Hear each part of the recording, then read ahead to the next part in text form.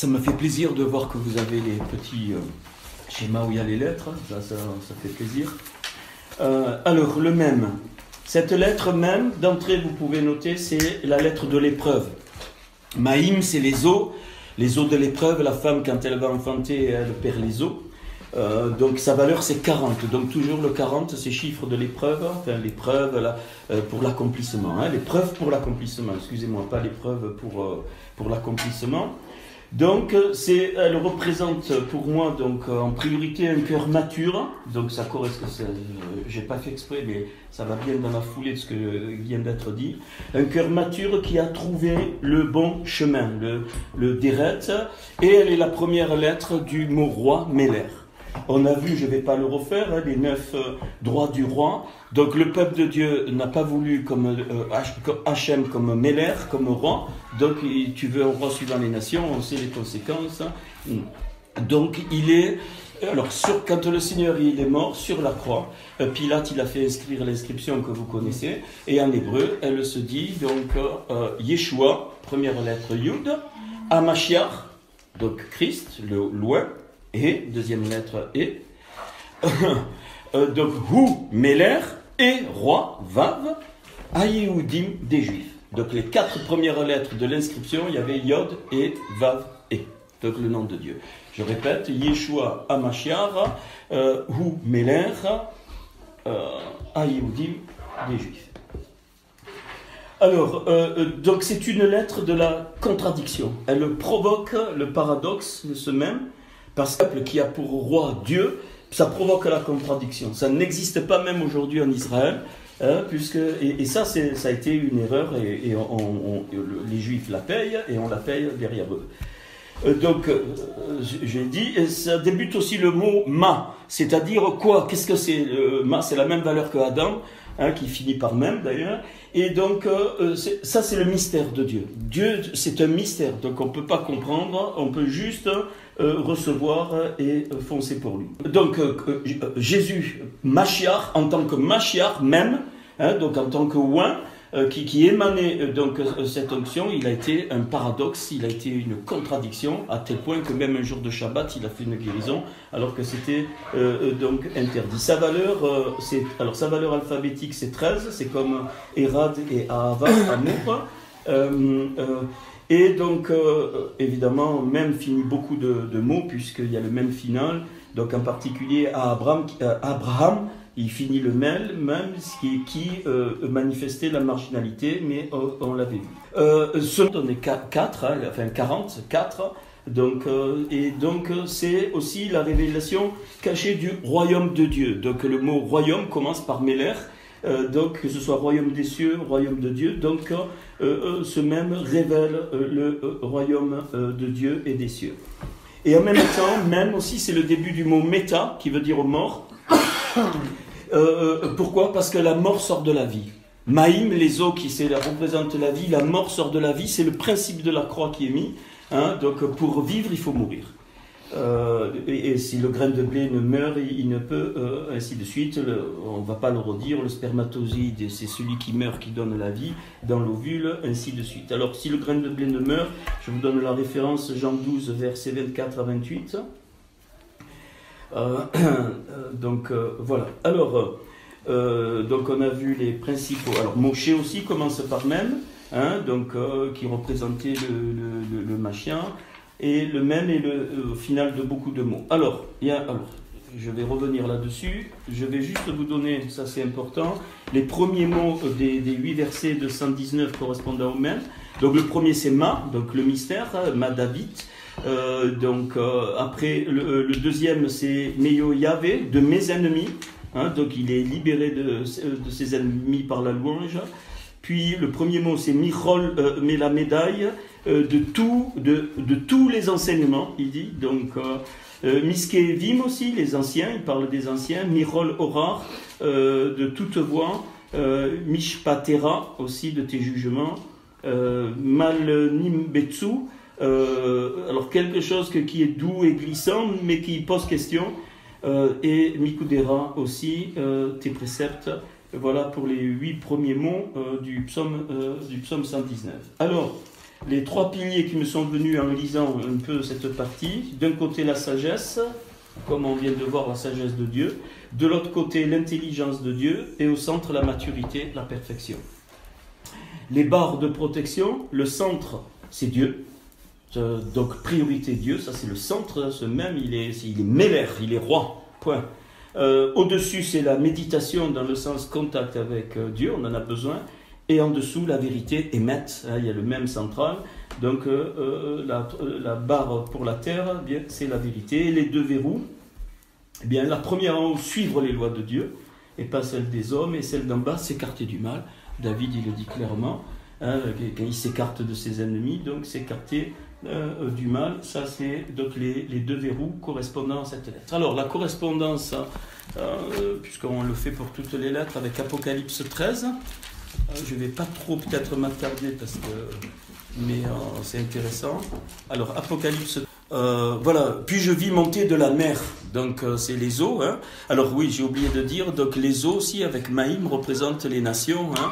Aussi représentent les nations.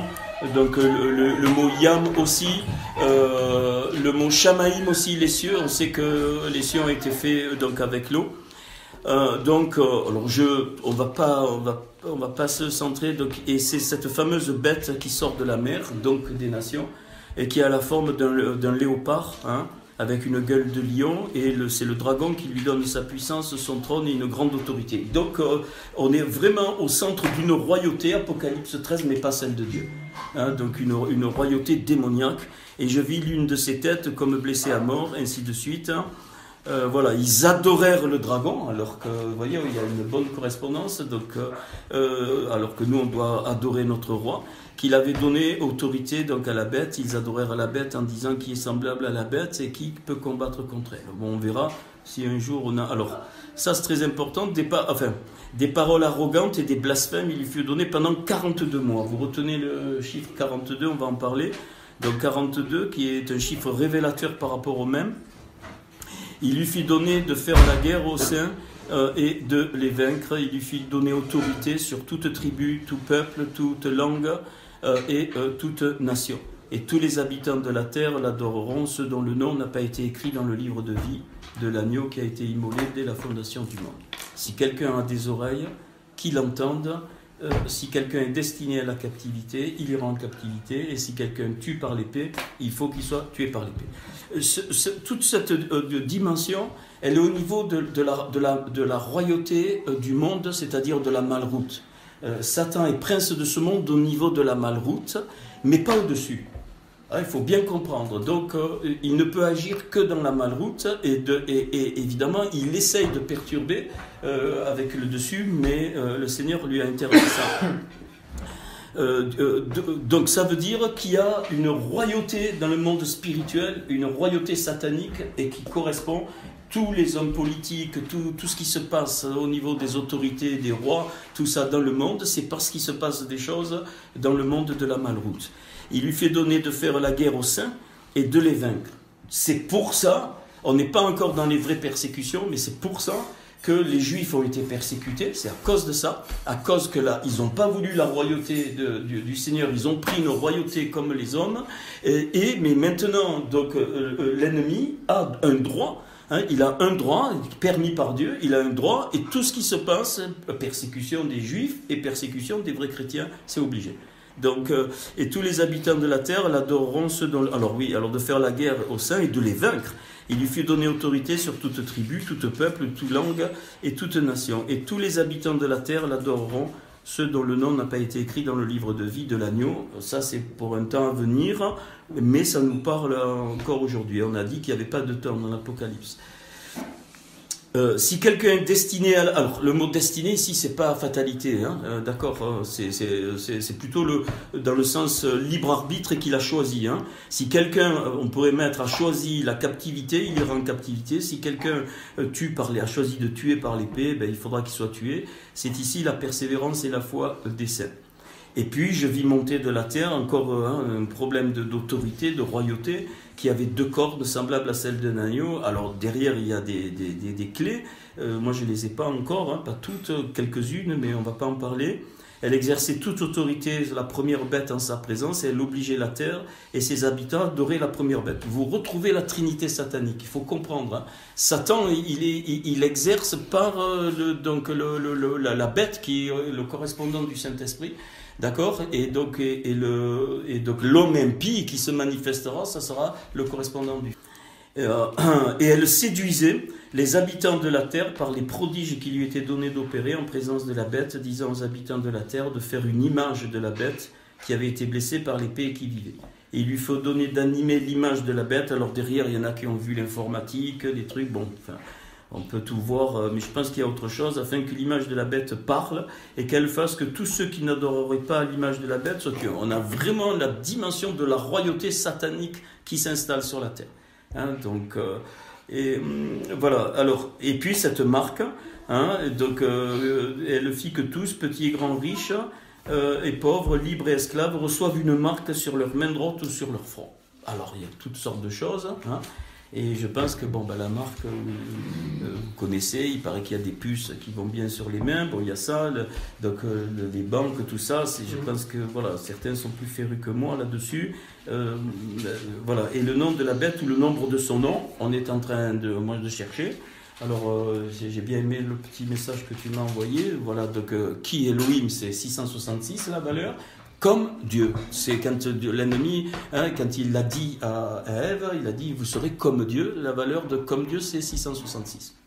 C'est normal, il falsifie. Mais il y a d'autres mots. Hein. Il n'y a pas que celui-là. Je vous les donnerai. Il y en a 5-6 où il y a la valeur 666, déjà bisodome. Donc derrière, il y a des clés. Et je pense qu'on va trouver des choses. Parce que c'est le temps. C'est le temps. Il ne nous est pas interdit de calculer, d'avoir le nom, enfin, ou les noms qui vont sortir. C'est ici la sagesse que celui qui a de l'intelligence calcule le nombre de la bête, car c'est un nombre d'hommes, et son nombre est 666. Donc voilà, donc on ne le détaille pas, parce que je veux qu'on avance plus loin. Mais voilà, il me parle bien de ça. Alors, quelque chose de remarquable, ça c'est un petit mot très particulier, bam. Le mot bam, en hébreu, dans la Bible, c'est un mot qui veut dire très haut, élevé. Le mot bam, et je pense que c'est de là que ça vient, c'est comme un éclatement, un bam. Donc voilà, et sa valeur 42, donc très spéciale. Et je me suis posé la question, et qu'est-ce qu'on trouve? On trouve que c'est le 23e mot du schéma Israël, donc 23, le chiffre de la création. Et là j'ai trouvé par les codes avec mon programme entre Genèse, donc dans le schéma Israël jusqu'à Genèse, Deutéronome 6, donc il y a 42 mots. Deutéronome 6, il y a 42 mots pile, donc comme le mot bam. Le mot bam est à la place 23 et là sort en code de 42 Yeshua qui est le Messie. Je pense que les Juifs l'ont trouvé, mais ils le cachent. Donc, dans le schéma Israël, quand on le décompose, le Aïn, il est plus grand. Je vous l'avais montré que les deux lettres du schéma Israël, entre le Aïn et le Dalet, il y en a 23. Ça veut dire que Dieu va nous parler. On vient de voir, le mot Bam, il est à la position 23. Et dessous le mot Bam, je trouve que Yeshua et Mashiach par code de 42. Et le Aïn qui est plus grand et le Dalet qui est plus grand, en tout 23 lettres aussi. Donc, et quand j'enlève le Aïn, Shin, même, ça veut dire le nom.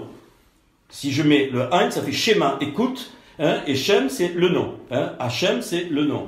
Moshe, l'inverse du Hachem, Moshe, c'est Moïse. Et ça, c'est merveilleux, ça veut dire le nom, plus grande de lettres, donc je comprends que Dieu veut me dire un nom. Et ce nom-là, le message qu'il veut me donner, c'est ça, c'est un code de 42, là où ça fait Bam, hein, là où c'est très élevé, où il y a un éclat, et on trouve Yeshua HaMashiach, qui est le Messie. Et je disais, alors j'ai dit plusieurs, vous savez qu'on est plus responsable que les plus grands rabbins, on l'a dit déjà, hein, parce qu'on a la révélation que Yeshua était le Mashiach. Et le Mashiach. 23 qui est lié à la création, on a 23 paires de chromosomes, c'est juste un petit détail. Hein, ce mot Bam eh bien, m'ouvre sur le Shaddai, sur la puissance. On l'avait vu avec les doigts. Voilà. Quand je rajoute les voyelles à ce mot bam, eh bien sa valeur devient 52, sa valeur alphabétique devient 52 et 52 c'est la valeur alphabétique du Mashiach. Donc il n'y a aucun doute que notre Seigneur c'est le Mashiach. Plus aussi on trouve dans la suite l'expression Béharad Sarah, toujours dans le Deutéronome 6, donc en code aussi de 42, et conception Sarah, d'où c'est là que j'ai conclu que l'étincelle de Sarah, c'est Myriam qui l'a récupérée. C'est comme ça que j'ai conclu. En plus, on va trouver. Alors, vous allez voir, très intéressant. Donc je remonte, puisque c'est la création, bam. Je remonte donc au Bereshit, donc je prends le premier bête, je saute 42 lettres encore, j'obtiens le E, je saute 42 lettres, j'obtiens le Resh,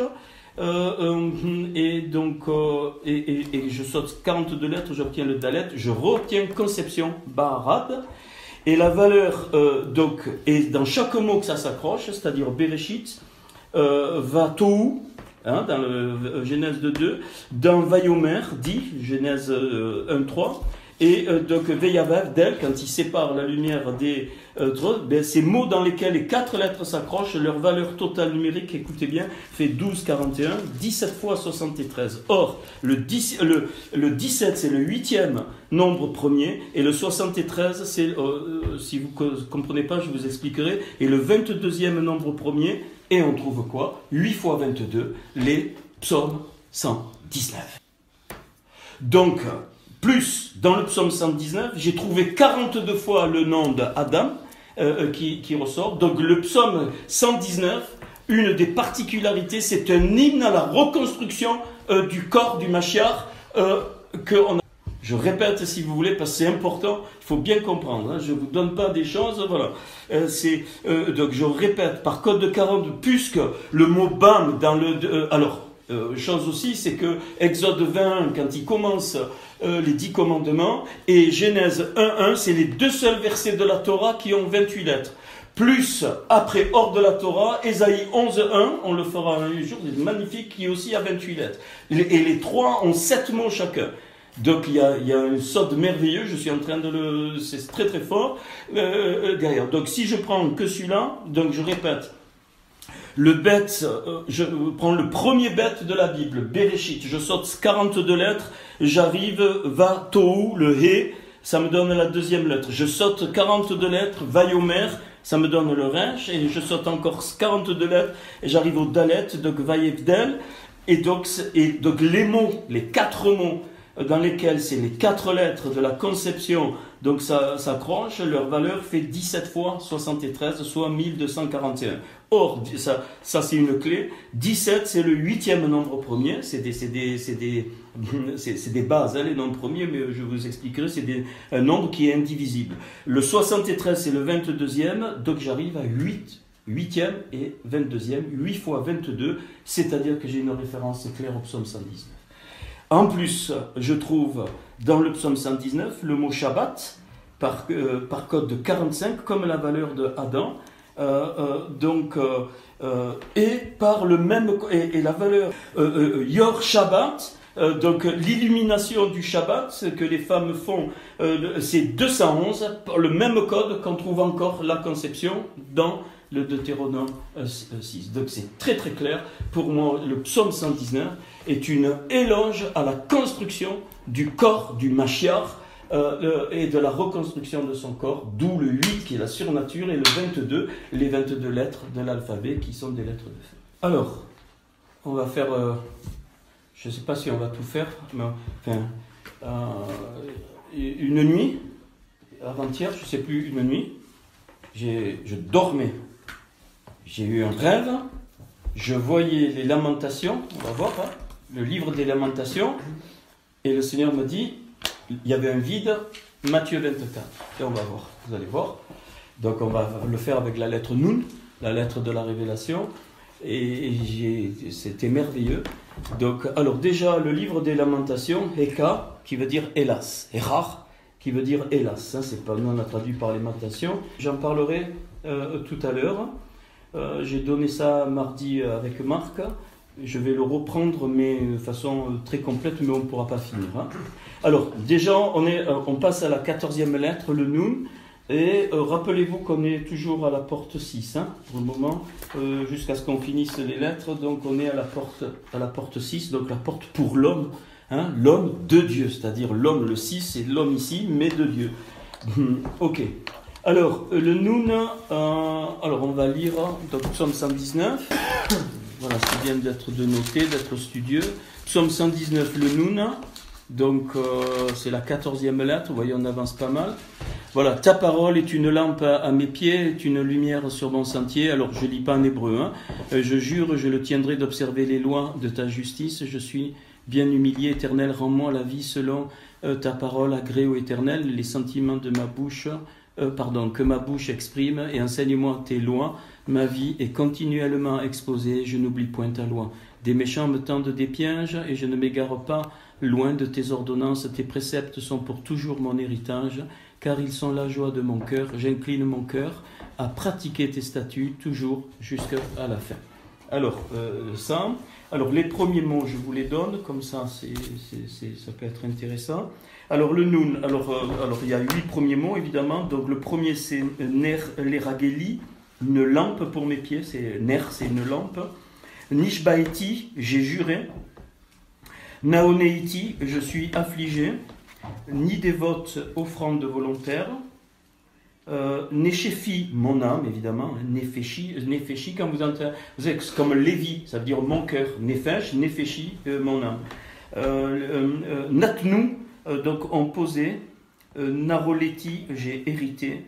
Et enfin, Natiiti, c'est pas Tahiti, mais c'est presque Natiiti. Donc j'ai incliné, je le répète parce que pour ceux qui notent c'est bien. Donc Ner les Rageli, donc lampe pour mes pieds, Ragel c'est les pieds. Nishbar Eti, j'ai juré. Naoneti, donc une offrande volontaire. Nefeshti mon âme. Natnu on posait. Naroleti j'ai hérité et Natiti j'ai. Alors le Nun c'est la lettre de la révélation, valeur numérique 50 toujours. C'est de la révélation et de la libération, parce que la révélation libère. C'est pour ça que les esclaves étaient libérés une année après le jubilé, 7 x 7, 49, ça fait 50. C'est 50 jours après l'ascension du Seigneur que la Pentecôte est descendue, ainsi de suite, ainsi de suite. Le 50, c'est le chiffre de la révélation. Alors, les piliers, donc révélation, c'est important de ne pas rester, de dire, bon, ben voilà, non. Non, le Seigneur, il aime les chercheurs. Celui qui cherche trouve. Il a dit dans ce sens, il veut, il y a des choses qu'il ne fera pas. Et pendant que tu cherches, pendant que tu approfondis les choses, c'est là, poum, ça descend. C'est là que les rêves et les songes, hein, le Nun, évidemment, c'est Navi, les prophètes, Nun, hein, voilà. Un prophète, c'est quoi? C'est d'abord un chercheur, hein. Il cherche Dieu, il a tout son cœur, on va en parler. S'il ne peut pas, il vibre à la souffrance du cœur de Dieu, il parle pour Dieu. Hein, pourquoi? Parce que voilà, quand ça descend, il sait que c'est important. Alors, révélation, d'un côté, de l'autre côté, l'épreuve. La révélation va toujours avec l'épreuve, toujours, il y a un prix à payer. Si tu ne payes pas le prix, il n'y a rien. Si tu ne sèmes pas, tu ne peux pas récolter, il n'y a rien, absolument rien. Ce n'est pas un truc de mérite, c'est une loi spirituelle. Donc, révélation, et de l'autre côté, épreuve, dans le sens, pas souffrance, mais dans le sens, c'est ardu. Des fois, c'est ardu, il faut chercher, il faut se battre. Et au milieu, c'est l'engagement. Donc, celui qui équilibre, Dieu veut des personnes engagées dans le Nun. Hein. Les barres horizontales, très important. En même temps, la révélation ne peut aller que avec être soi-même. On ne peut pas jouer un rôle. David, là, il en parle dans le Nun. Bon, j'ai pas le temps, hein.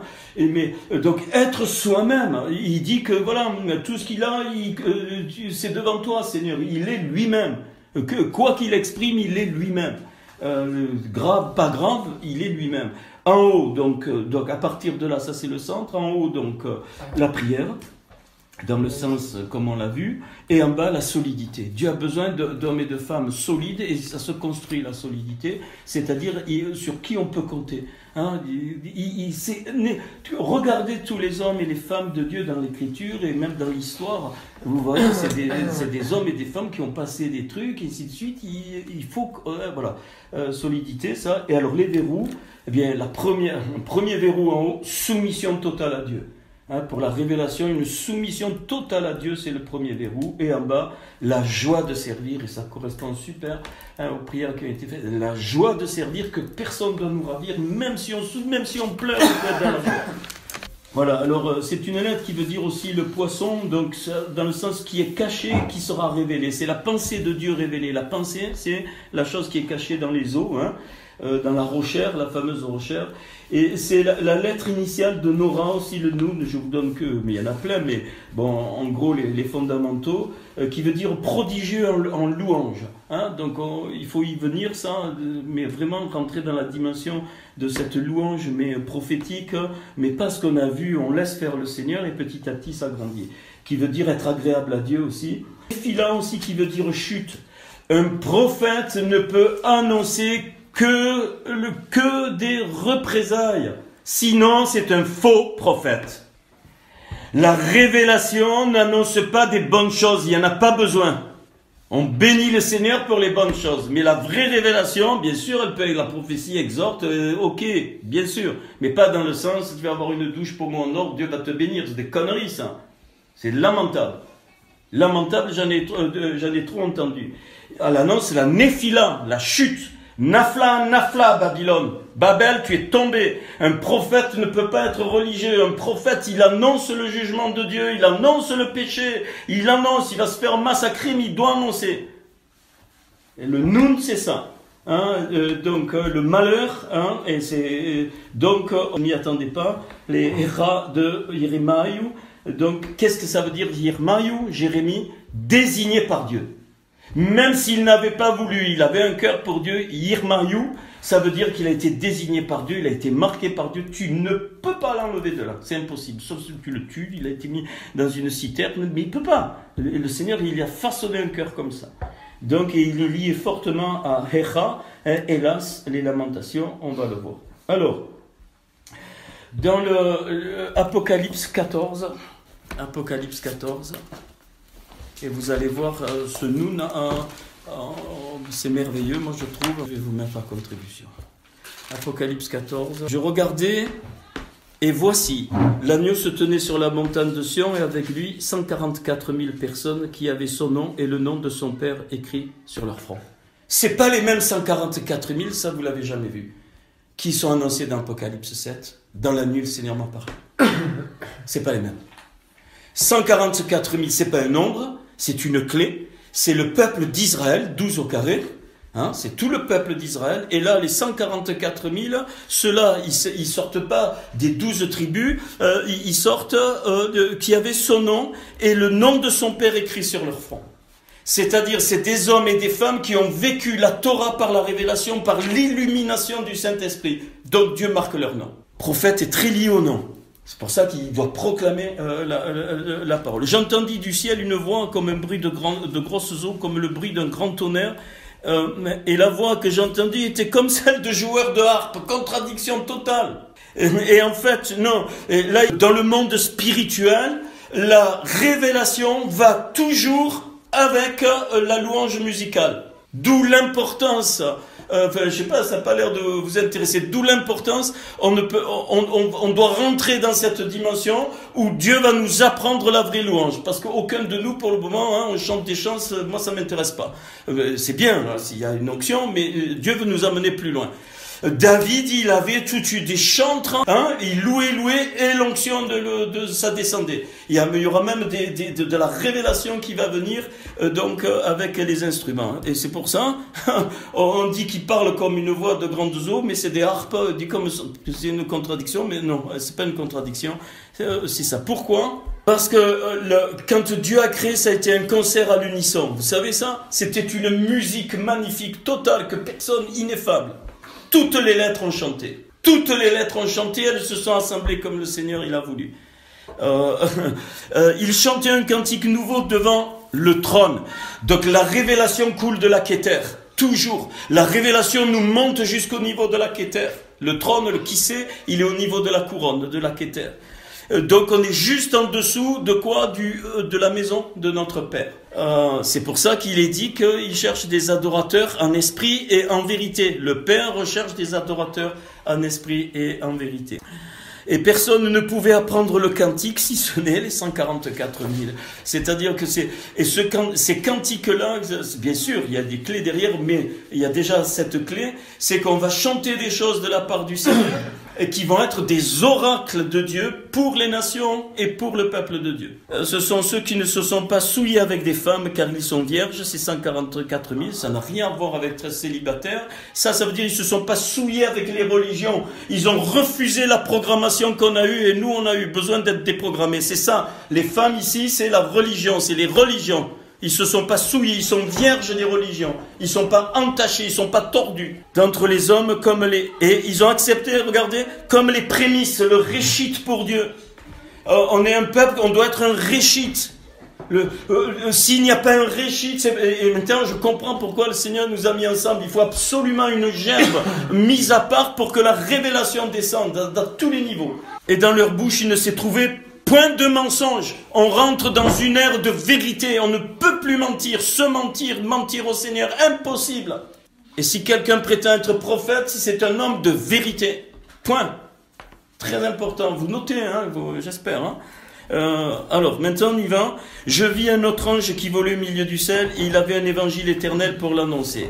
Magnifique. Et là, c'est un spectacle spirituel magnifique qui nous apprend quelque chose de fort. Aux habitants de la terre, à toute nation, à toute tribu, à toute langue, cet ange, premier ange, une voix forte, craignez Dieu et donnez-lui gloire. Craindre Dieu, le Yahvé, c'est pareil que Ra. Ça veut dire que maintenant je sais que Dieu va me voir au travers de la louange. Dieu va me voir au travers de la révélation, qui va forcément avec la crainte de Dieu. Et je crois que le Seigneur va nous faire trembler. Il y a des moments où il va nous faire trembler, c'est obligé. Car l'heure de son jugement est venue et adorer celui qui a fait le ciel, la terre, la mer et les sources d'eau. Donc la crainte va toujours avec le fait que je reconnais pas mon Seigneur qui m'a fait sortir d'Égypte, ça c'est Deutéronome 6, mais mon Seigneur qui a créé le monde. La crainte, elle vient quand j'adore le Seigneur qui a créé le monde. Celui-là qui m'a fait sortir d'Égypte, ça me donne les commandements pour être libre par les commandements. Mais là, c'est la crainte. La crainte, elle vient quand je sais qu'il m'a créé, qu'il est le créateur du monde. Deuxième ange, suivi en disant, alors... je passe vite, vous pouvez donner un message à chaque verset. Elle est tombée, Nafla, Nafla, Vavel, la grande qui a abreuvé toutes les nations du vin de la fureur de Samson. Deuxième ange annonce ça, on devra annoncer ça aux religieux. Maintenant, j'ai hésité, plus du tout de concession, fini. On prêchera la vérité, on donnera la vérité à la face des religions, on dira qu'ils appartiennent à Babylone, il faut qu'ils l'entendent, sinon on devient des menteurs. Le message doit être donné, tu es dans Babylone. Tu dois sortir de Babylone. Troisième ange, qui les suivi en disant d'une voix forte, si quelqu'un adore la bête et son image et reçoit une marque sur son front ou sur sa main, il boira aussi du vin. Donc le troisième ange, c'est la conséquence des deux premiers anges. Si je n'ai pas la crainte de Dieu et que je ne rentre pas dans la vraie révélation du Seigneur, et si je n'annonce pas le jugement des religions, alors... je participerai à la colère de Dieu. C'est le troisième ange est la conséquence des deux anges. Versé sans mélange dans la coupe de sa colère, il sera tourmenté dans le feu le soufre. Et la fumée de leur tourment monte au siècle des siècles, et ils n'ont de repos ni jour ni nuit, ceux qui adorent la bête et son image. Alors on va pas très loin, mais c'est pas grave. Hein. Alors verset 12, 14-12, c'est ici la persévérance des saints qui gardent les commandements de Dieu et la Emouna en Yeshua. Et j'entendis du ciel une voix qui disait, écrit heureux dès à présent les morts qui meurent dans le Seigneur, oui, dit l'Esprit, afin qu'ils se reposent de leur travail. Donc, on peut vivre une mort où on n'a pas besoin de redescendre. Cette mort-là, ça veut dire que c'est la première résurrection, je rentre direct. Je regardais, voici, c'est pas moi, il y avait une nuée blanche sur la nuée, était assis quelqu'un qui ressemblait à un fils d'homme ayant sur sa tête une couronne d'or. C'est pas le Seigneur. C'est pas le Seigneur. et dans sa main une faucille tranchante, et un autre ange sortit du temple, criant d'une voix forte à celui qui était assis sur la nuée, lance ta faucille et moissonne. Donc c'est le moissonneur, c'est une créature qui va entraîner. Il y a deux choses, il y a l'ange de la moisson, c'est ça, c'est-à-dire ce qui est prêt, eh bien ça. Et puis il y a l'ange de suite après, l'autre ange, donc le cinquième, qui sort du temple. Il a une faucille tranchante et il avait autorité sur le feu. Voilà, verset 18. Et un autre ange qui avait autorité sur le feu sorti de l'autel et il dit, lance ta faucille et vendange. Vendange les grappes de la vigne, car les raisins de la terre sont mûrs. Donc, il y a deux choses, il y a donc la moisson et la vendange. La moisson, elle est relative à ceux qui vont rentrer dans le royaume des cieux et que Dieu va préparer pour rentrer plus haut dans le royaume de Dieu. La vendange, c'est ceux qui ne rentreront pas dans le royaume des cieux et qui devront passer encore des trucs pour pouvoir être. Pourquoi ? Parce qu'ils sont destinés ils vont vivre la colère de Dieu, et la cuve fut foulée hors de la ville et du sang sortit de la cuve jusqu'aux morts des chevaux sur 1600 stades. Donc voilà. Alors ça c'est. Et puis maintenant on va aller. Donc ça c'est le Noun, hein, donc dans ce Noun, le livre des Lamentations, il est constitué de façon très particulière. Le chapitre, alors c'est pareil, on est dans le Noun, hein, il va avec le Noun, on va voir pourquoi. Alors le chapitre 1, il a 22 versets qui commencent par l'alphabet. Premier verset Aleph, ainsi de suite. Dernier verset, donc le Tav. Chapitre 2, même phénomène, 22 versets qui commencent par Aleph, Bet, ainsi de suite jusqu'à Tav. Chapitre 3, 66 versets, 3 fois 22, et il est structuré ainsi, il commence les 3 premiers versets par Aleph, les 3 suivants par Bet, les 3 suivants par Gimel, ainsi de suite, et les 3 finaux par Tav. Alors, chapitre 4, 22 versets, pareil. Donc, même phénomène.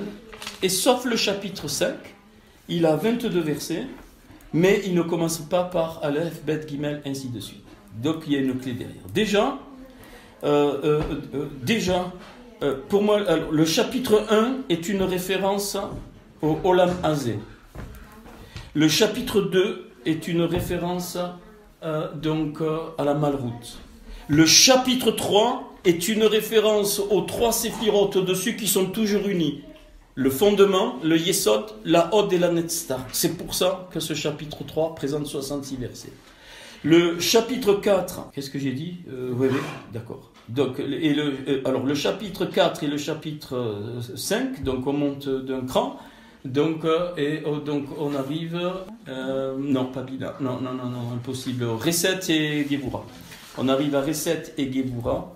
Et c'est là, donc pourquoi alors, ce que j'ai trouvé, après ça va être cette fameuse nuit, et donc il y a, au lieu d'avoir 8 fois 22 comme le psaume 119, donc il y a 7 fois 22. Donc il y a ces mondes-là qui sont touchés, puis il y a une clé donc au niveau des lettres. Mais avant de faire la clé, je vais vous dire voilà. J'ai cherché dans tout le Nouveau Testament, il y a 2 seuls chapitres qui ont 51 versets. 51 versets. Pourquoi ? Parce que dans les Lamentations 4.2, c'est le seul verset qui a un maximum de lettres, c'est le seul qui a 51 lettres, c'est Lamentation 4.2. On peut le lire, hein, on prie. Et donc, et chaque lettre de ce verset, on va pas donc donne quelque chose, mais déjà alors au niveau 51, pourquoi c'est 3 fois 17. 17 c'est toujours relatif au fondement. Quand Dieu fait les fondements, il y a 17 piliers dans le temple de Dieu, donc 3 fois 17 ça fait 51. Et la porte qu'on est en train d'étudier, je ne l'avais pas vue, elle fait 51. Donc on est en plein dans les lamentations de Jérémie sont en plein dans la reconstruction de comment, en essayant de comprendre ce qui s'est passé au moment de la chute de l'ennemi. Ah, maintenant, je vais dire, le livre des Lamentations il y a quelque chose de caché, on ne va pas pouvoir tout voir, on ne pourra pas, jamais, c'est infini, mais il y a des clés qui nous ouvrent sur ce qui s'est passé dans le Jardin d'Éden. Alors, pourquoi Lamentation 42, l'inverse est 24, et tu vas dans Matthieu 24, le livre le plus hébraïsant, Matthieu 24, 51 versets. Et l'autre seul chapitre dans le Nouveau Testament qui a 51 versets, c'est Jean chapitre 1. Alors maintenant, quelqu'un va prendre Jean chapitre 1, quelqu'un d'autre va prendre Matthieu 24, Jean chapitre 1, c'est très simple, hein, chapitre 1, et donc Matthieu 24. Ne m'attendez pas du tout à ça. Et ça va nous aider à... Alors Matthieu 24 qui est ici. Donc chaque mot, donc il y a 12 mots dans le Lamentation 4.2. Il y a 12 mots dans le Lamentation 4.2. Et donc, alors, je vais le lire. Donc, Bene Sion, donc fils de Sion. Ayekarim, qui a du prix. Amesulaim, qui est estimé. Bapaz, avec Orphin. Eria, hélas. Pourquoi hélas? C'est parce que Jérémie, je ne sais pas s'il avait, mais c'est clair qu'il ne savait pas, et il nous présente les 6 mondes parfaits, les 22 lettres, sauf un.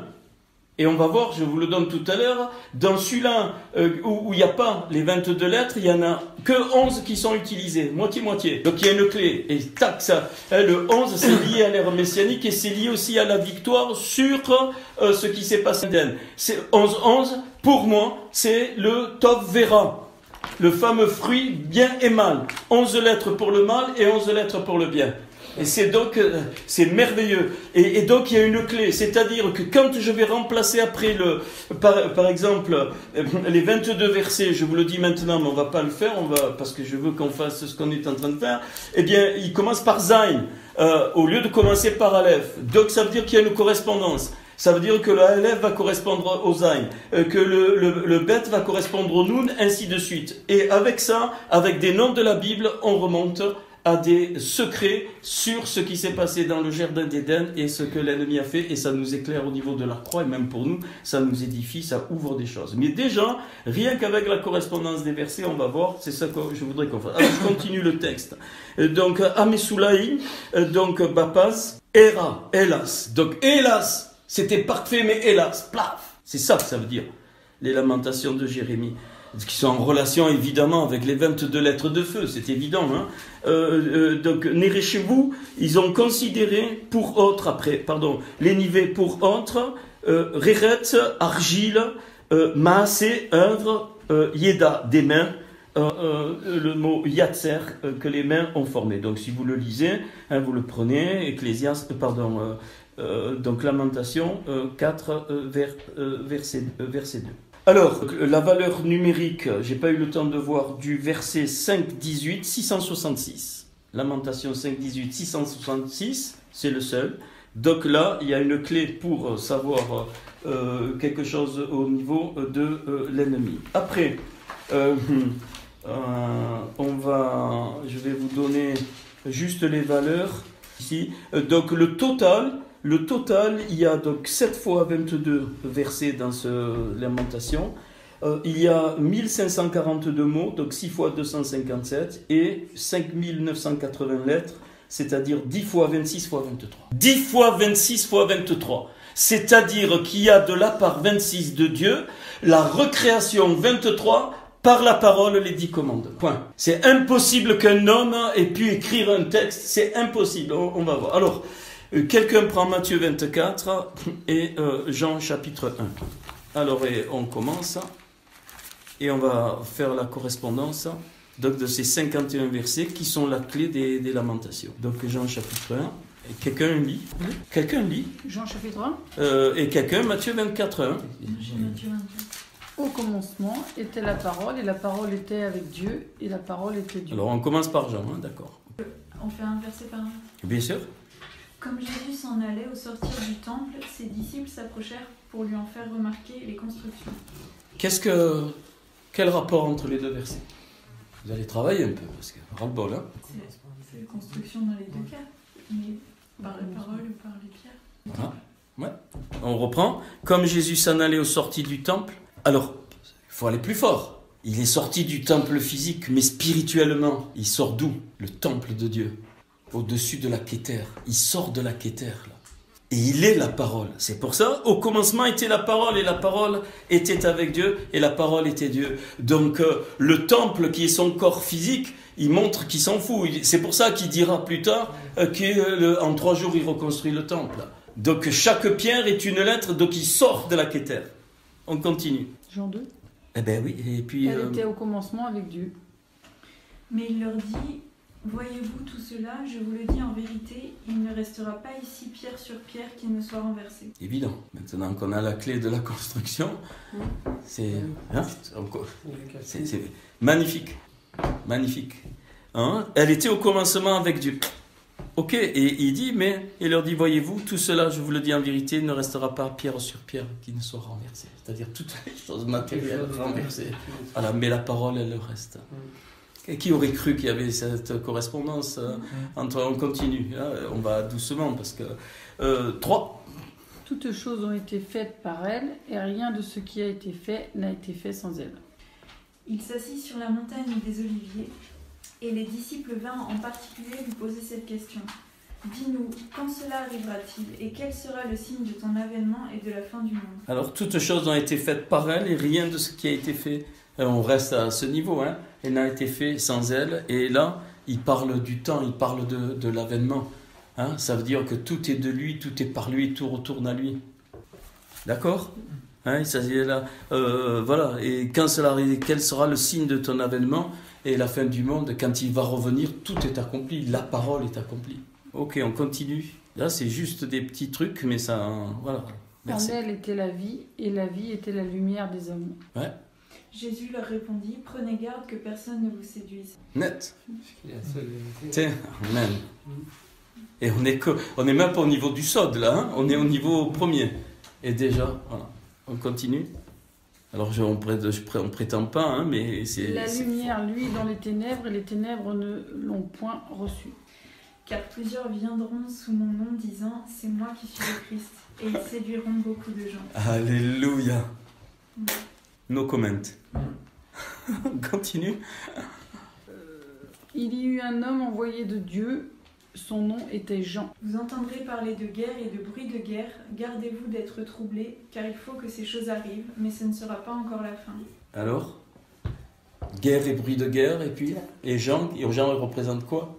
Un prophète, un signe. Oui, la Teshuvah, un signe. Donc la Teshuvah est une guerre. Donc c'est dans le monde spirituel. Et il faut comprendre, la Teshuvah est une guerre. La repentance est une guerre dans le monde spirituel. Les démons ne veulent pas qu'il y ait une Teshuvah. C'est bon? Parce qu'il te lie avec... Mais bien sûr, bien sûr. Donc, on est au verset 6. Hein, guerre et bruit de guerre. Pourquoi? Parce que dans le monde spirituel, quelqu'un qui se repent, c'est une guerre spirituelle. Les démons font tout. On continue. Verset, vous me dites les versets, parce que moi j'ai noté. Ouais. Il vint pour servir de témoin, pour rendre témoignage à la lumière, afin que tous crussent par lui. 7. Une nation s'élèvera contre une nation, et un royaume contre un royaume, et il y aura en divers lieux des famines et des tremblements de terre. Donc, facile là. Royaume de lumière et royaume de ténèbres. On continue. Non, on reste simple. Il Bon, n'était peut-être pas la lumière, mais il parut pour rendre témoignage à la lumière. Tout cela ne sera que le commencement des douleurs. Évidemment, parce qu'être témoin, c'est martyr. Donc forcément, on aura les conséquences. C'est tout dans le monde spirituel que ça se passe. Tout. Tout ce qu'il a dit, bien sûr, mais c'est d'abord dans le monde spirituel. On continue. Cette lumière était la véritable lumière qui, en venant dans le monde, éclaire tout homme. Alors on vous livrera au tourment et l'on vous fera mourir, et vous serez haïs de toutes les nations. Et bien sûr, à cause de cette lumière. Et on est même pas ni en grec ni en hébreu. J'ai pas eu le temps. Hein. Tu l'as pas fait? Ah oui, tu l'as pas fait. Ah non, j'ai pas eu le temps. Ça doit pas être pareil, c'est sûr. Ah ben ça est encore plus fort. Forcément, si déjà en français, hein, au premier niveau, on a... ok, verset 10. Elle était dans le monde, et le monde a été fait par elle, et le monde ne l'a point connue. Alors aussi plusieurs succomberont et ils se trahiront, se haïront les uns les autres. Amen. Elle est venue chez les siens, et les siens ne l'ont point reçue. Plusieurs faux prophètes s'élèveront et ils séduiront beaucoup de gens. Claire? Je ne commande même pas, parce que je vous vois convaincu. Après. Mais à tous ceux qui l'ont reçue, à ceux qui croient en son nom, elle a donné le pouvoir de devenir enfants de Dieu, lesquels sont nés. Et parce que l'iniquité se sera accrue, l'amour du plus grand nombre se refroidira. Puissance de la parole qui te fait naître de nouveau. Et l'iniquité qui... D'accord? Continue. Non du sang, ni de la volonté de la chair, ni de la volonté de l'homme, mais de Dieu.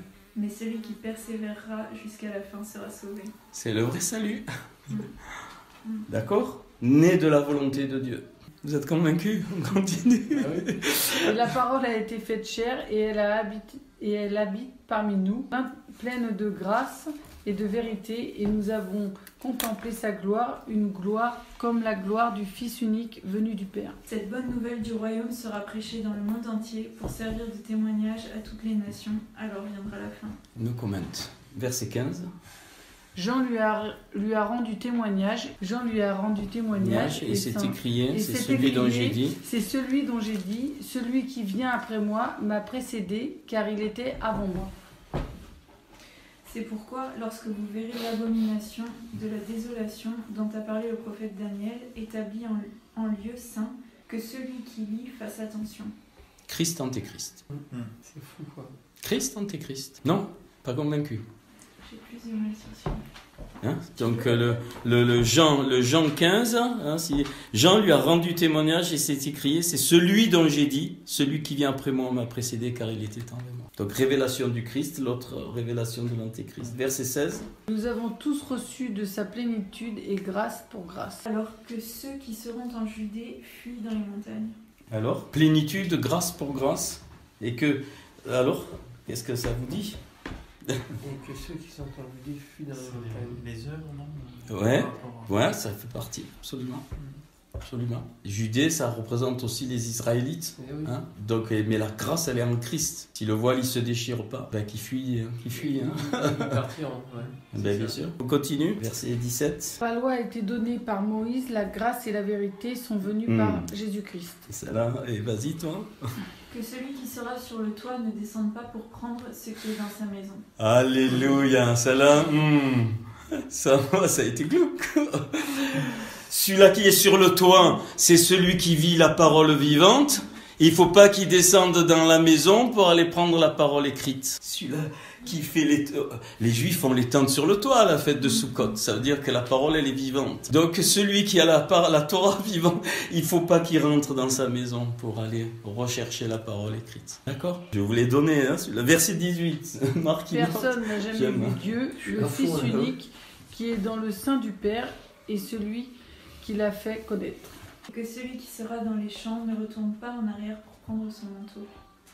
Son voile, le mot c'est voile. Donc on n'a pas besoin, si le Fils unique est dans le Père, c'est lui qui nous le fait connaître, on n'a plus besoin de se voiler la face pour être en contact avec Dieu. Donc on n'a pas besoin d'aller dans les champs pour prendre son manteau. Continue, je vous aide là, verset 19, non. Voici le témoignage de Jean lorsque les Juifs envoyèrent de Jérusalem des sacrificateurs et des Lévites pour lui demander « Toi, qui es-tu » Malheur aux femmes qui seront enceintes et à celles qui allaiteront en ces jours-là. Les femmes, c'est celles qui font descendre l'étincelle. Toi, qui es-tu? Notre Seigneur, c'est une étincelle qui est venue et il en a plusieurs, on va le voir. Verset 20, je suis pas sûr. Il déclara et ne le nia point, il déclara qu'il n'était pas le Christ. Priez pour que votre fuite n'arrive pas en hiver ni un jour de sabbat. Ah, ça là, elle est plus... Il déclara qu'il n'était pas le Christ.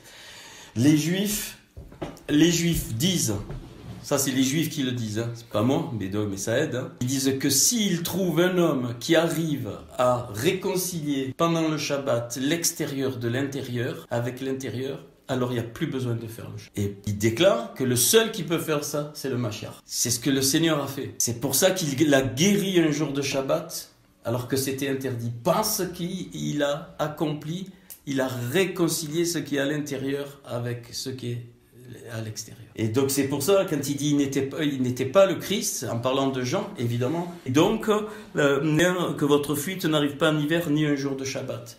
C'est-à-dire qu'il ne faut pas clair que le Christ forcément accomplit le Shabbat. Allez, je prétends pas avoir tout, mais verset 21. Ils lui demandèrent, quoi donc? Es-tu Élie? Et il dit, je ne le suis point. Es-tu le prophète? Et il répondit, non. Alors d'après vous, oui, vas-y. Car alors la détresse sera si grande qu'il n'y en a point eu de pareil depuis le commencement du monde jusqu'à présent et qu'il n'y en aura jamais. Alors les deux références vont bien ensemble parce qu'Élie représente, c'est celui qui a annoncé des choses négatives et il représente aussi l'enlèvement. Donc pendant cette détresse, il a été enlevé. Mais aussi il faut voir qu'il y a une différence entre Christ, Élie et le prophète. Le prophète n'est pas le Christ d'après ce qui est dit et c'est pas Élie. Qui est le prophète? On va continuer, on va comprendre après. Ça va pour celui-là? Hein, c'est bon? Élie, en fait, le malheur, il annonce le malheur. Élie, c'est ça, avec Akab, tout ça, il trucide les prophètes de Baal. Et puis après, il est enlevé. Donc c'est vraiment les temps, et quand le Seigneur il dit, il viendra les mêmes temps qu'Élie, c'est-à-dire une grande détresse, mais c'est à ce moment-là qu'il y aura l'enlèvement. Enfin, moi je le comprends comme ça. Si vous avez une autre couleur, vous la portez. Verset 22. Ils lui dirent alors, qui es-tu? Afin que nous donnions une réponse à ceux qui nous ont envoyés. Que dis-tu de toi-même? Et si ces jours n'étaient abrégés, personne ne serait sauvé. Mais à cause des élus, ces jours seront abrégés. Là, c'est un peu plus... Alors, on relit Jean. Là, il faut penser au prélèvement. Jean-Baptiste était un prélèvement qui préparait le Seigneur. Alors, je vous le dis maintenant, ça m'est venu sur le cœur. Quand Jean-Baptiste est mort décapité, l'étincelle de Jean-Baptiste est rentrée dans le Seigneur, qui était vivant. Le prophète, c'est Moïse. Et donc, le Seigneur, de son vivant, il avait les trois étincelles. Moïse, Élie et lui. Donc, personne n'a vu ça. Le prophète dont il est parlé, qui font une différence avec Élie, enfin, moi, je vous dis ce que j'ai reçu, c'est Moïse. C'est l'étincelle de Moïse. Il dit, mais tu es le prophète. Parce que Moïse, dans Deutéronome, il dit, Dieu vous suscitera un prophète comme moi. Et donc, mais Jean-Baptiste, là, il est le prélèvement, il est le protecteur, et tant qu'il n'est pas mort, l'étincelle de la Teshuvah n'est pas dans le Seigneur. Ce n'est qu'après. Et au moment où il meurt, tac, le Seigneur, il a les trois étincelles, et on comprend la transfiguration où il y a Moïse et Élie et le Seigneur. Donc le prophète, pour moi, c'est Moïse. C'est l'étincelle de Moïse. Donc ça, c'est bon, ça est clair? Donc Jean était un prélèvement qui va protéger. C'est pour ça qu'il dit que à cause des élus, ces jours seront abrégés. Après, verset 23. Je prétends pas, mais bon, ça éclaire bien. Moi, dit-il, je suis la voix de celui qui crie dans le désert. Aplanissez le chemin du Seigneur, comme a dit Isaïe, le prophète. Si quelqu'un vous dit alors, le Christ est ici ou il est là, ne le croyez pas. Clair. C'est bon? Après. Ceux qui avaient été envoyés étaient des pharisiens. Oui. Car il s'élèvera de faux Christ et de faux prophètes. Ils feront de grands prodiges et des miracles au point de séduire, s'il est possible, même les élus. Ok, donc c'est bon, alors on passe. Verset 25. Ils lui firent encore cette question. Pourquoi donc baptises-tu, si tu n'es pas le Christ, ni Élie, ni le prophète? Voici, je vous l'ai annoncé d'avance. Parce qu'il est les trois. Mais qui es-tu, ni le Christ? Pas Jean. Mais Jean, il annonce le baptême, mais ils lui disent, mais tu es le Christ, tu es Élie, tu es le prophète. Mais en fait, il est les trois. Et là, ça y est. Et ça a été annoncé. Il dit, je voulais avant qu'Abraham fût, je suis. Et il dit, je suis. Ça veut dire, avant qu'Abraham fût, je suis. Ok, on est où? Verset 24. 26, pardon. Jean leur répondit, moi je baptise d'eau, mais au milieu de vous, il y a quelqu'un que vous ne connaissez pas, qui vient après moi. Si donc on vous dit, voici il est dans le désert, n'y allez pas. Voici il est dans les chambres, ne le croyez pas. Avec les trois étincelles, c'est évident ça. Dans le désert, c'est Moïse. Dans les chambres, c'est Élie, la chambre haute. Donc n'y allez pas, parce que moi j'ai les trois. On continue. Je ne suis pas digne de délier la courroie de On est quel verset? 27. Ouais. Et l'autre? Car comme l'éclair part de l'Orient et se montre jusqu'en Occident, ainsi sera l'avènement du Fils de l'homme. Ouais.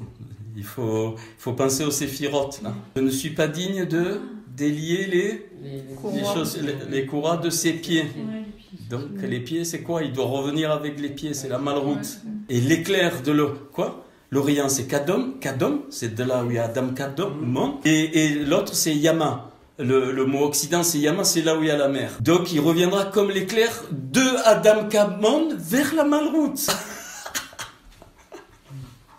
Magnifique. C'est là, moi, boum. Ça s'est passé cet après-midi. À chaque fois, boum. Là, je vous promets. D'ailleurs, Isa, tu m'as pas entendu. Oh, c'est bon ou pas? Les pieds, rappelez-vous, il a les pieds sur la malroute. Donc il dit, je suis pas digne, hein, parce qu'il vient de Adam Kadmon vers l'Occident, là où il y a la mer, là où il y a la malroute. La malroute, c'est là où il y a les nations, la mer, c'est les nations. L'Orient et l'Occident. Note. Alléluia, on continue. Verset 28, ouais. Ces choses se passèrent à Béthanie, au-delà du Jourdain, où Jean baptisait. Là, c'est plus difficile, mais... En quelque lieu que soit le cadavre, là, ça semble vraiment le détour. Juste pour moi, non, il y a au moins la question d'un lieu, on parle d'un lieu ici. Oui, mais non, mais il faut comprendre le mot Bethanie, tu sais ce que ça veut dire? Maison du moi, maison de l'ego. Là où il y a le cadavre, il y a les vautours. Là où il y a l'ego, les esprits mauvais arrivent. Les portes de l'ego, hein, si tu fermes pas les portes de l'ego, tu laisses les vautours, ils sont attirés, ils rentrent. C'est le coup de la maison qui est balayé, orné. Bon, mais ça, il fallait connaître la signification de Beth Annie. Annie, c'est moi, et Beth, maison du moi. Donc c'est l'ego. On continue. Verset 29. Le lendemain, il vit Jésus venant à lui, et il dit, « Voici l'agneau de Dieu qui ôte le péché du monde. » Aussitôt après ces jours de détresse, le soleil s'obscurcira, la lune ne donnera plus sa lumière, les étoiles tomberont du ciel et les puissances des cieux seront ébranlées. Alors là, il faut penser au monde spirituel. Hein. Quand le péché est venu, il y a eu tout ça, toutes ces choses négatives, et c'est pour ça qu'il est l'agneau. Hein. Bon, c'est un peu plus, mais bon, mais ça va. Hein. On continue, verset 30. C'est celui dont j'ai dit, « Après moi vient un homme qui m'a précédé, car il était avant moi. » Alors le signe du Fils de l'homme paraîtra dans le ciel. Toutes les tribus de la terre se lamenteront, et elles verront le Fils de l'homme venant sur les nuées du ciel avec puissance et une grande gloire. No comment. Aucun commentaire. C'est clair. Hein. D'accord? Après moi vient un homme qui m'a précédé. Pourquoi il a précédé? Il vient d'Adam Kadmon. Il est Adam Kadmon. Donc il a précédé. Jean-Baptiste était une étincelle qui annonçait la Teshuva. Ok, on continue. Je ne le connaissais pas, mais c'est afin qu'il fût manifesté à Israël que je suis venu baptiser d'eau. Il enverra ses anges avec la trompette retentissante, et ils rassembleront ses élus des quatre vents d'une extrémité du ciel. Quand je vois Serge, no comment. Ben oui. Et là, il y a le corps, hein, la notion du corps de Christ. La construction du corps. On continue. Jean rendit ce témoignage. J'ai vu l'Esprit descendre du ciel comme une colombe et s'arrêter sur lui. Instruisez-vous par une comparaison tirée du figuier. Dès que ses branches deviennent tendres et que les feuilles poussent, vous savez que l'été est proche. Ouais, alors là, il faut penser quand Noé a lâché la colombe, elle est revenue avec un rameau d'olivier, et le figuier représente toujours le peuple de Dieu dans la Bible. Voilà. Donc ça éclaire, d'où la comparaison avec le figuier, c'est-à-dire que le peuple qui viendra, c'est le peuple de la colombe, on continue. Je ne le connaissais pas, mais celui qui m'a envoyé baptiser d'eau, celui-là m'a dit, celui sur qui tu verras l'Esprit descendre et s'arrêter, c'est celui qui baptise du Saint-Esprit. De même, quand vous verrez toutes ces choses, sachez que le Fils de l'homme est proche à la porte. Il n'y aura pas d'autre période. La période de la dispensation du Saint-Esprit, c'est la dernière. C'est pour ça qu'il dit, il est à la porte. Ah, il est proche. Vous saviez, c'est la dernière dispensation. Il n'y aura plus rien après. Ok. Verset 34, je crois qu'on va tous les faire. Et j'ai rendu témoignage qu'il est le Fils de Dieu. Je vous le dis en vérité, cette génération ne passera point que tout cela n'arrive. Il a vu qu'il est le Fils de Dieu, donc c'est la révélation du Fils de Dieu. Donc cette génération ne passera pas. Après, le lendemain, Jean était encore là avec 2 de ses disciples. Le ciel et la terre passeront, mais mes paroles ne passeront point. Voilà, il fallait que ça s'accomplisse. Donc les paroles dites par le Seigneur doivent s'accomplir. Donc voilà, Jean était encore là. Donc tant qu'il n'est pas parti, eh bien la parole ne s'accomplit pas. Après, et ayant regardé Jésus qui passait, il dit, voilà l'agneau de Dieu. 36. 36. Ouais. 36. Pour ce qui est du jour et de l'heure, personne ne le sait, ni les anges des cieux, ni le Fils, mais le Père seul. C'est le Seigneur qui revient. Hein. Mm. Voilà l'agneau de Dieu.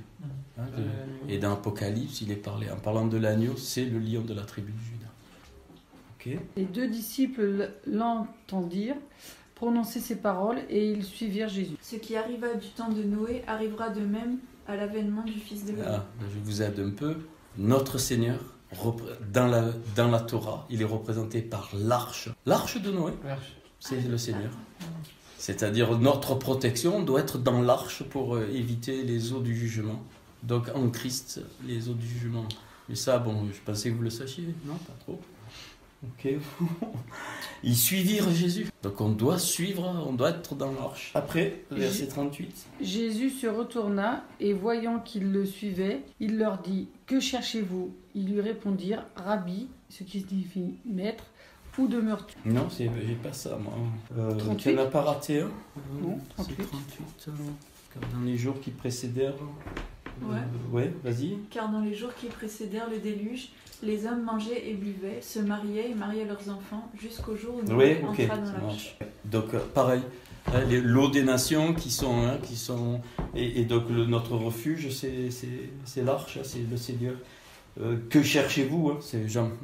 Enfin, je sais plus si tu le relis. Hein, il parle de l'eau, du baptême, non Jean. Jean, il suit le maître. Voilà. Il cherche Voilà, Rabbi. c'est ça. Donc là, après, Venez, leur dit-il. verset 39. Hein. Ouais, venez, leur dit-il, et voyez. Ils allèrent et ils virent où il demeurait. Et ils restèrent auprès de lui ce jour-là. C'était environ la 10e heure. Et ils ne se doutèrent de rien jusqu'à ce que le déluge vienne et les emporte tous. Il en sera de même à l'avènement du Fils de l'homme. Ok, bon. André, frère de Simon, Pierre, était l'un des 2 qui avait entendu les paroles de Jean et qui avait suivi Jésus. Alors de 2 hommes qui seront dans un champ, l'un sera pris et l'autre laissé. Claire. Prêt? Ce fut lui qui rencontra le premier son frère Simon et lui dit « Nous avons trouvé le Messie », ce qui signifie Christ. De 2 femmes qui moudront à la meule, l'une sera prise et l'autre laissée. C'est clair. C'est clair aussi. Ouais, Oui. parfait. Alors, on passe, sauf si c'est pas clair pour. Et continue. Oui.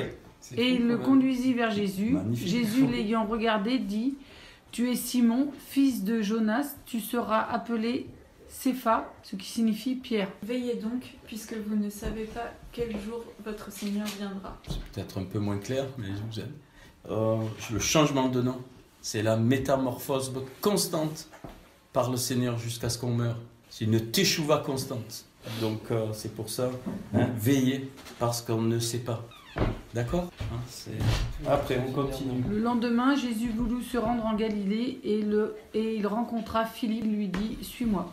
Sachez-le bien, si le maître de la maison savait à quelle veille de la nuit le voleur doit venir, il veillerait et ne laisserait pas percer sa maison. Suis le Seigneur pour pas Ah se oui. laisser voler, c'est tout. Philippe était Verset 44, ouais. Philippe était de Bethsaïda, de la ville d'André et de Pierre. C'est pourquoi vous aussi, tenez-vous prêts, car le Fils de l'homme viendra à l'heure où vous n'y penserez pas. Alors, tenir prêt ici, Bethsaïda, ça veut dire maison de la pêche. Donc, réparation des étincelles jusqu'à ce que le Seigneur vienne.